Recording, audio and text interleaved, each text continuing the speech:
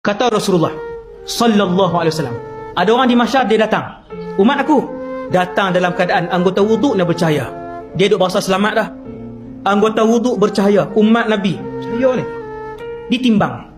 Bila ditimbang, Ramadan tak pernah tinggal, haji pun buat, zakat tak pernah tinggal, sembahyang fardu tak pernah tinggal. Maka bertimbun-timbun, bergunung gananglah pahalanya. Dia pun sepatas selamat, dia kata alhamdulillah. Sebelum nak diberikan buku keputusan penuh, malaikat tanya, soalan ni bukan untuk dia saja, tetapi untuk semua orang yang ditimbang. Kata malaikat, siapa yang kenal dengan lelaki ni, sila tampil ke hadapan.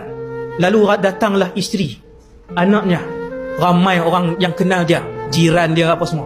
Lalu berkata isterinya, ya Allah, dia suami aku, 93 tahun aku hidup dengannya, tak pernah dia mengarahkan aku untuk menutup aurat.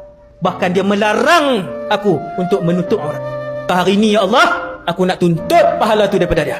Allah pun arah, wahai malaikat, pindahkan pahala dia, pikat dia ni, pikat isteri dia minta. Baru isteri minta,